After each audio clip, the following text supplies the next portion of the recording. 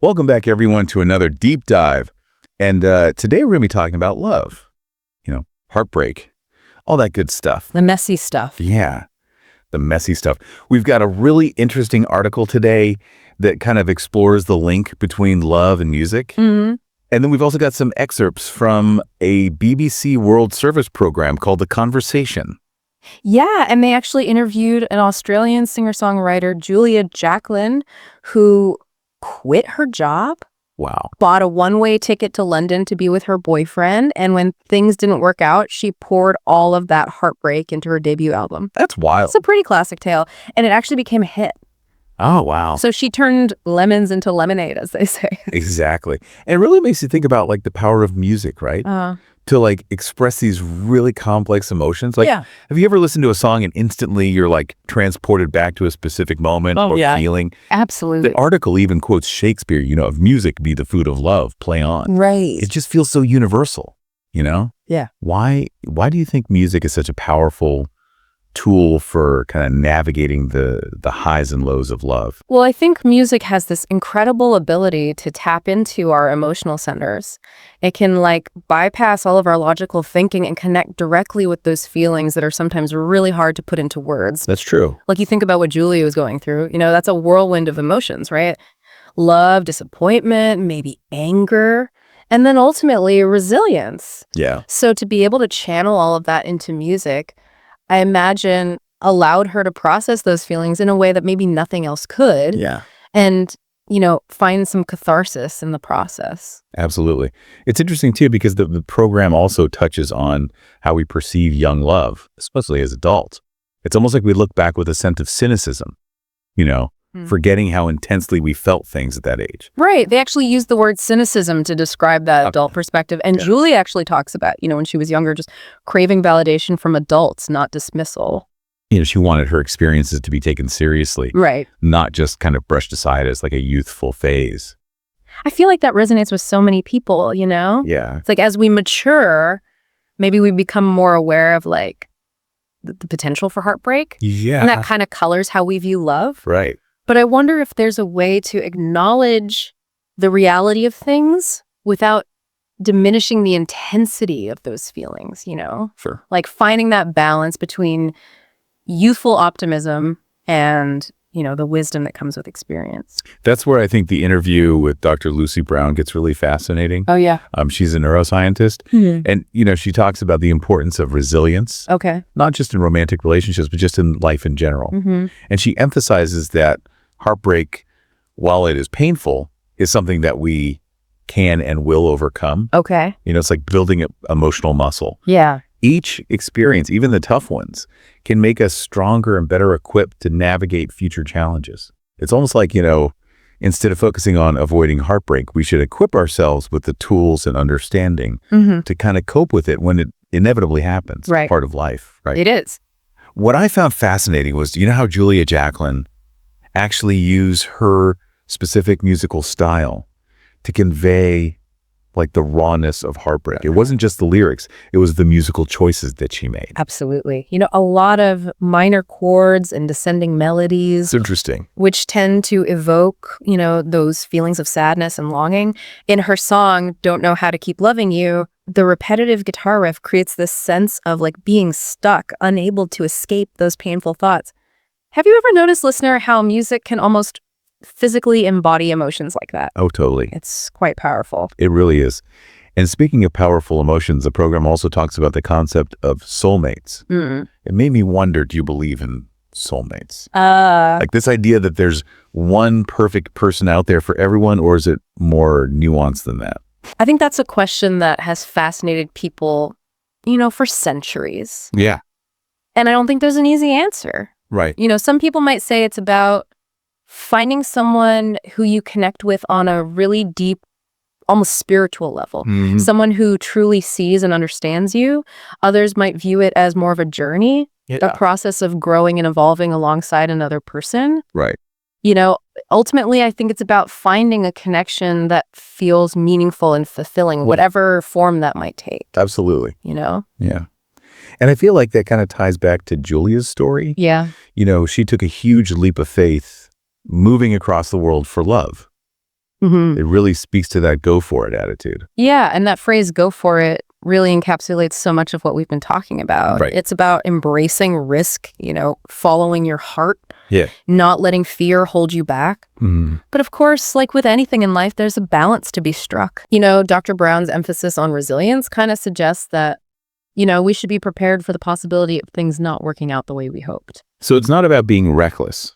It's more about approaching love with both passion and like a healthy dose of realism. Exactly. We can be open to like the beauty and the intensity of love, but also acknowledge that heartbreak is a potential outcome. Right. And maybe that's where the real growth happens. I think you're right. Yeah. Yeah. It's like, learning from those experiences, even the painful ones, and becoming more resilient as a result. we often hear that phrase, get over it, when it comes to heartbreak. Oh, yeah. And while it might sound dismissive on the surface, I think it also speaks to our innate ability to heal and move forward. Right. It's like acknowledging that those feelings are real and valid, but they don't have to define us. Exactly. We have the power to process them, learn from them, and ultimately emerge stronger on the other side. This whole conversation reminds me of Romeo and Juliet. Oh, yeah. Their love story set in Verona has become this kind of cultural symbol Right. of passionate, all-consuming love, but it also ends in tragedy. It does. So I wonder if those kinds of stories, even fictional ones, kind of shape our expectations about love in some way. It's a great point. We're surrounded by stories about love in literature, music, film, and those narratives undoubtedly influence our understanding of what love is and what it should look like. Absolutely. And it raises the question, do we sometimes set ourselves up for disappointment by comparing our own experiences to these often idealized portrayals of love? That's interesting. Maybe it's about finding a balance between the romantic ideals that we absorb from culture and the messy, unpredictable reality of actual relationships. I think so. Right. Yeah. And embracing that full spectrum of emotions that come with it. The joy, the passion, the heartache, the growth. It's all part of the human experience. So what does this all mean for you, listener? Yeah. What role has love played in your life? Have you ever experienced a love so strong you were willing to take a leap of faith like Julia? Or maybe you've channeled heartbreak into something creative. We'd love to hear your stories. Yeah. Until next time, keep diving deep. It's funny how all this ties back to, being validated. Oh, yeah. Because that's such a huge part, especially when we're younger, Right. of navigating those emotions. Totally. It's that feeling of being seen and heard, having our experiences, acknowledged as real and important. And it's something we crave throughout our lives. Yeah. Not just in our youth. Oh, absolutely. Like, think about Julia's story. Right. Even as a successful musician, you know? Yeah. She still references that desire for validation from adults in her past. It's so interesting how those early experiences can have such a lasting impact. Yeah. It's almost like we Yeah. carry those needs with us, Totally. even as we grow and evolve, which kind of brings us back to the idea of resilience. Yeah. It's not just about bouncing back from heartbreak. Right. It's about developing that emotional intelligence to navigate all kinds of relationships Yeah. and situations. It's about recognizing that vulnerability is not weakness. Oh, that's a good point. It's actually a strength. Yeah. It allows us to connect with others on a deeper level, to experience the full spectrum of human emotion. And maybe that's the key takeaway from all of this. Yeah. Love in all its forms Mhm. is messy and complicated, Right. beautiful. Absolutely. It's about taking risks, Yeah. embracing vulnerability, Mhm. learning and growing along the way. Even if it means getting your heart broken from time to time. So, listener, Yeah. we leave you with this. What does love mean to you? How has it shaped your journey? Share your thoughts and experiences with us on social media. Until next time, keep exploring, keep questioning, and keep diving deep. And it doesn't even have to be romantic love. Oh, absolutely not. It's the love between friends, family, the love for like a passion or a cause. Right. It like shapes us in really profound ways. Yeah. And that actually makes me think about something else they said in the BBC program. Oh, okay. They were talking about how being validated is so important, Oh, yeah. especially when we're younger and like trying to make sense of these really powerful emotions. Right. It's that feeling of being seen Yeah. and heard, having your experiences acknowledged as like real and important. And it's something that we all crave Totally. throughout our lives. Yeah. Not just when we're young. Oh, absolutely. Think about Julia's story. Even as a successful musician, Right. she still references that desire for validation from adults in her past. It's like we carry those needs with us, Yeah, even as we, grow and evolve, absolutely. which kind of brings us back to resilience. Right. It's not just about bouncing back from heartbreak. Yeah. It's about developing the emotional intelligence to navigate, all these different relationships and situations. Yeah, it's about recognizing that vulnerability is not weakness. Yeah, It's actually a strength.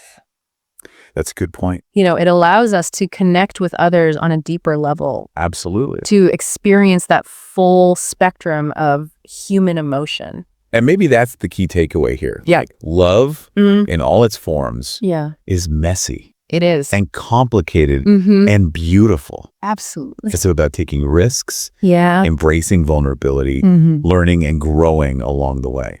Even if it means getting your heart broken from time to time. So listener, what does love mean to you? How has it shaped your journey? We would love to hear your thoughts and experiences. Yeah, share them with us on social media. And until next time, Keep exploring keep questioning. and keep diving deep.